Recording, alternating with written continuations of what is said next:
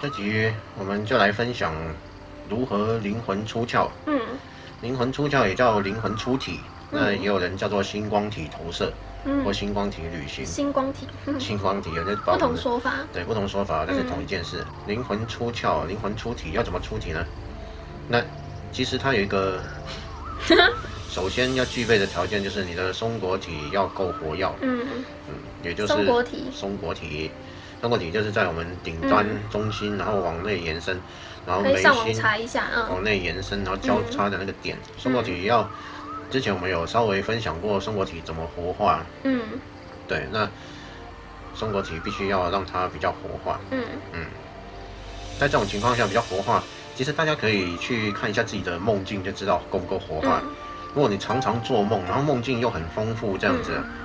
然后你醒过来又有点记得你的梦，虽然有时候会忘记，但是大部分你都会记得，这样就代表你的松果体是活跃的。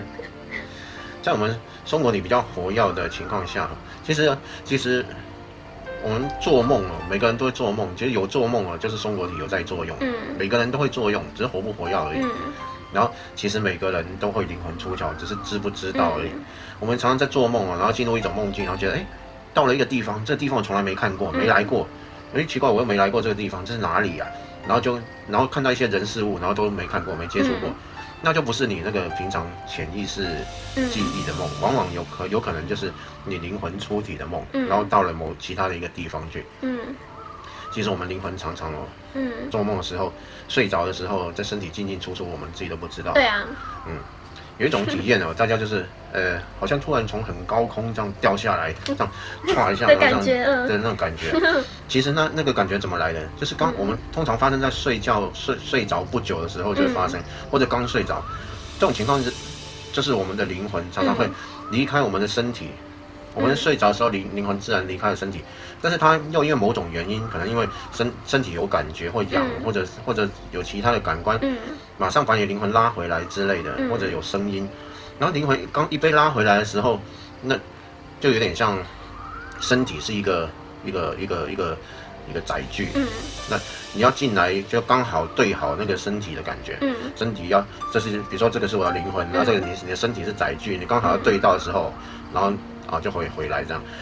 但是有时候出去的很快，然后猛然被拉回来的时候没对好，对到旁边这样就打到撞到这样，类似这样撞到然后砰，然后掉进来这样。原来是这样。撞到然后砰掉进来，那你就会从高空坠落的感觉。这样。原来是这样。没错，其实那是灵魂跑出去回来的时候没对好才会有这种现象。蛮有趣的。然后我们做梦的时候，其实灵魂常常出去，然后常常出去又回来，我们自己不知道。所以灵魂出窍不是一个特异的技能。每个人每天几乎也不是每天，就是常常会在梦境里面发生。那怎样才可以主动的、有意识的去灵魂出窍呢？那这个就要说到两个东西，一个是清明梦，然后另外一个东西才是灵魂出窍。清明梦跟灵魂出窍其实不太一样，但是它非常接近。那灵魂出窍比较真实的感觉。灵魂出窍比较真实的感觉，而且是像现实的感觉。对啊，真的非常好玩。那灵魂出窍，清明梦它是你在梦境里面，然后你会发现自己在做梦。这种能力也同时会开发灵魂出窍的能力，它是一致的，因为跟你的 DMT，跟你的松果体活跃都有很大的关系。可是我不一样，我是喝完死藤水之后回来就莫名其妙的灵魂出窍。那是因为你正处在松果体活跃的情况下，你刚喝完没多久，刚喝完 DMT 是非常活跃的。对，然后我就莫名开启了这个能力了，这样。超有趣的。死藤水是什么？就大家自己去查。未来再介绍。你的梦境，在梦境里面知道自己在做梦，叫做清明梦。那清明梦要怎么开启，要怎么训练？等一下我们再来讲。我们先讲灵魂出窍。灵魂出窍既然是我们常常会发生的事情，那我们怎么样去主导它？其实它有一个现象，就是灵魂在什么条件之下才能够出去？那就是我们身体感觉不到了，身体睡着了，身体休息了。这时候我们会失去对身体的感觉。我们睡着的时候，我们会有两个状态，就是一个是精神睡着，一个是身体睡着。灵魂出窍要主导的契机，就是在身体已经睡着了，但是我精神并没有睡着。这时候你就可以主动的去移动你的身体。那移动你的身体，其实你是用想的，不是真的花力气然后去动。对，不是你一动哦，你身体就移动了，然后就醒过来了。训练你的，你要训练你的想象力哦，训练你的想象力，训练你的想象力的有点像肌肉一样。那一块肌肉是你从来没有去训练过的。你要训练你的想象力。对，以后我可以跟大家分享我怎么灵魂出窍的。然后身体睡着，然后精神没有睡着，然后我们就可以试着去离开身体。那一开始我们如何去让身体睡着，而精神没有睡着？有的人哦，他灵魂出体的契机是在哪里发生的？是在打坐。就是他坐到已经完全感觉不到身体了，他好像一片云一样，他没有身体这样。还好我都没有试过这样。坐的进入比较深层的时候啊，这比较难哦。会比较久才会发生，也不是说比较难，就是你的冥想或者打坐经验，就经年累月这样，就比较久的时候，其实它会进入一种感觉不太到身体，然后感觉到很轻，然后好像在飘的感觉，那个就是灵魂出窍的一个契机。同样是在感觉不到身体，然后意识却是清醒的状态，然后就可以灵魂出窍。灵魂出窍就是要让身体睡着，然后让精神还是清醒。你要暗示自己说，你要在睡觉的时候不断暗示自己，然后跟自己说，当我身体睡着了，我意识还保持清醒；当我身体睡着了，我意识还保持清醒；当我身体睡着了，意识还保持清醒。这样去暗示自己，这是一种方法。这种方法，另外一种方法是直接让身体睡着。怎么样直接让身体睡着？就是我全身放松，然后躺着，先不动，然后我感觉到有点睡意，感觉到身体几乎快要睡着，精神也几乎快要睡着的时候，这时候再做一件事，就是从头开始往脚放松，从头开始往脚，然后去暗示自己睡着。你就说或者从脚往头，其实都可以，两种其实是都可以的。你就说我的头已经睡着了，我的眼睛已经睡着了，我的鼻子已经睡着了，我的嘴巴已经睡着了，我的脖子已经睡着了，我的肩膀已经睡着了，我的左手已经睡着了，我的右手已经睡着了，我的胸口已经睡着了，我的身体已经睡着了，我的臀部已经睡着了，我的左脚已经睡着了，我的右脚已经睡着了，然后我的左脚掌已经睡着了，我的右脚掌已经睡着了，我的左手已经睡着了，我的右手已经睡着了。就把自己暗示过一遍，讲一遍，然后全身都睡着。这时候因为你的身体原本就快睡着了，但是意识因为你去讲这些暗示，所以它会非常清醒。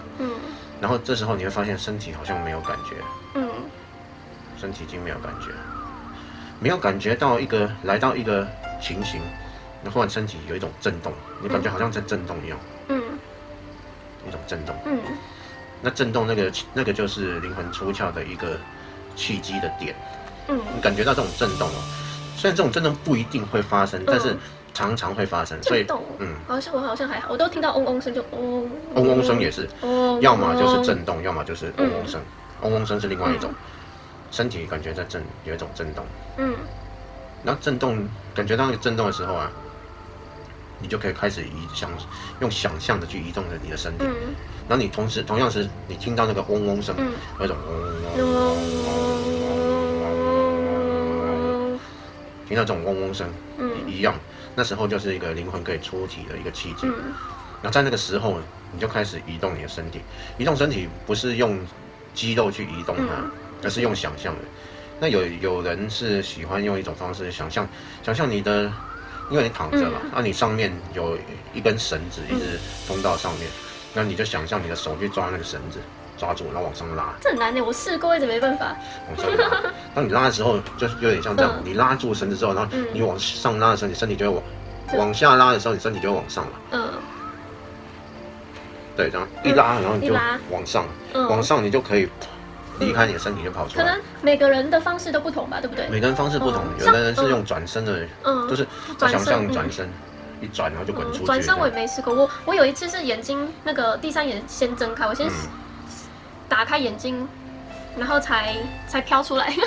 还有一次是我是想象我知道我可以出来，那我是就是想用拉绳，你可以出来，就是感觉就是睡觉睡很熟，然后突然我的意识清醒了，我知道我在睡觉，可是我没有动它，它也在睡，它在熟睡。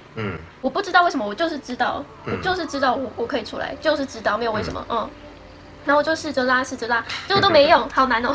那方法不知道为什么没办法。然后后来我就干脆整个直接爬起来，你知道我是刚克爬起来，最难的就是，搞不好我这样最难，结果办到，就是我就直接用手然后爬起来，撑起来，我直接撑起来，有重量很重那时候我就想说，天哪！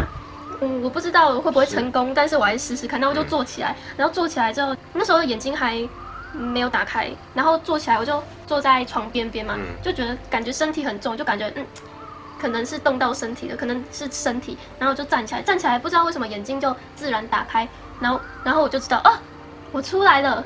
可是那个时候身体很重。但是我确定那是灵魂出窍，因为整个房间都变得不一样，外面窗外景色也不一样，然后我就开始做一些我想做一些我想做的事情，之后再分享。对，这是我起来的方法。就其实看每个人方式可能不同都可以试试看。对啊。所以你是撑起来，那你刚刚说眼睛打开的另外一个方式？眼睛打开是反正那一次是最清楚的，最真实的感觉，就先打开眼睛再出去，对，到时候可以分享。所以我们让身体睡着之后，然后感觉到震动或者听到嗡嗡声的时候，这时候就是灵魂可以出窍的契机。这时候你就可以做各种尝试，因为每一个人方式都不一样，适合的其实不一样。有的适合拉绳子，那有的适合翻身，有的适合直接坐起来。那不管用什么方式，你就是想办法用想象的让自己离开你躺着的那个身体，你坐起来也是你想办法去离开那个躺着的身体这样。对啊。那你翻身也是想办法去离开躺着的身体这样翻出来。那拉绳子也是想办法拉，然后把它拉出来这样。然后不要放弃，真的不要放弃。就是我一开始我有一次还以为就是我就是身体起来，但其实不是。结果我起来眼睛睁开才发现原来我灵魂出窍，我还以为是肉体，因为太真实了。真的是因为跟现实那个五感是一模一样的，灵魂出窍跟现实的五感是一样的，所以不要怀疑，搞不好你是灵魂出窍的。那会不会有人以为自己灵魂出窍，然后从阳台跳下去想飞，然后结果摔死？这个有点危险。我有一次就是刚刚我说的那一次灵魂出窍，就是因为太真实，而且身体太重，我就跳了一下，要尝试飞起来，但是没办法，我就看一下窗外，我就想这一切都太真实了，但我知道外面的景色是我完全没看过，完全不一样的，但是我还是不敢跳下去。就是其实不应该跳的，对不对？如果你没有把握的话。没有把握不应该跳，应该是先尝试自己能够稍微离开地面，然后才去做尝试。对啊，不然如果因为连现实都是梦嘛。连现实都是梦。现实是梦，这个又是另外一个层次。就是当你已经分不清梦境跟现实的时候，就无限可能性都会出现。当你离开身体的时候，你就可以做很多你去证明自己已经出体的事情。你就想办法证明自己已经出体了。最容易证明自己出体的就是你的重量等等会跟原来的不同。那你可以尝试着飘起来，或尝试着离开地面，然后停留一段时间这样。然后或者你可以让你的手穿过墙壁之类的，这些都是可以尝试的。我就跳起来盘腿坐，然后飞出去。这个就蛮酷的。很好玩。然后这样子其实就灵魂就出窍了。出窍之后，其实刚开始出窍的时候，时间没办法久，它大概一下子就会被吸回来。对啊。几十秒甚至更快的时间，几秒钟的时间你就会就拉回来。我很快。这个时间就多出窍，慢慢就会比较久。对啊。那我们想说，灵魂出窍回不来怎么办呢？好可怕，会不会回不来？其实不会。不会啊，不会回得来，一定回得来。我们灵魂离开了身体之后，它会有一条银丝带连接着我们的身体，细细的银丝带。你不要想说，银丝带好细一条啊，等下一痛就断了，那我不是回不来？其实完全不会。你跟身体的那个连接是拉不断的。你还活着，你就完全没办法去切断那个连接。那我们的现实的身体如果有被推动，或被蚊子咬，或者突然痒，或者什么一些感觉，或者突然门外有个声音，这样，我们只要感官上有反应就会被拉回来。那有没有人没有那个银丝带？没有银丝带是另外一种层次，你就没银丝带，他就没银丝带。没银丝带的是，如果你有开悟过，那你超越了那个生死的界限，那个银丝带会消失，消失了之后就没有银丝带了。可是有一次灵魂出窍，我有听到我妈在弹古筝我还去看她，我还叫她，她都没理我。所以不一定是有声音就会起来啦。不一定有声音就起来，但是有声音就是你的感官有被触动，比较容易会被拉回来，就是这样。不一定会就起来。可能我习惯我妈弹古筝的声音了，对啊。那灵魂出窍要让身体睡着，精神保持清醒。一开始要让身体完全睡着，有困难的话，可以选择另外一种方式，就是调闹钟。闹钟。就平常我们睡眠的时间，比如说从晚上10点睡到早上6点之类的，比如说这样子，那我们就先调一个闹钟。我们就调，我们6点钟固定会醒来，或者已经每天都这样的时间，我们就把它调到4点钟。提早2个小时醒来。提早2个小时醒来，这时候啊，其实我们非常累，我们还很想睡。然后这时候啊，我们就让眼睛动一动，然后活动一下，然后让你的精神稍微保持清醒的状态。然后马上又去睡。马上又去睡的时候，这时候你的身体很容易入睡。你的身体比你的精神还要容易入睡。这时候就让身体赶快睡着。你就看着他睡，你连暗示那个头睡着了，手睡着了，什么都不用，你就看着他，因为他很累，他一下就睡着了。你只要想办法保持你的意识就好了。那这时候当你感觉到，我身体好像都不会动，都已经睡着了，没感觉，没什么感觉，这时候你就可以尝试用想象力去移动你的身体。但是同样的，如果你的意识保持清醒，然后身体已经睡着，它同样常常会发出一些讯号，就是震动或者嗡嗡声，一样会发生。那当你发生的时候，你就可以100%去尝试离开你的身体了。灵魂出窍是一个很好的灵性的提升。怎么说呢？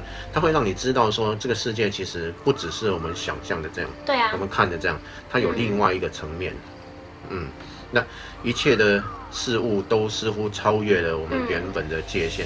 我们原本设定我们想说我们的现实就是这样，其实它会松动你对现实的看法，是一个很好的灵性的训练。它也是帮助我们在未来产生一些不同作用的一个首先的一个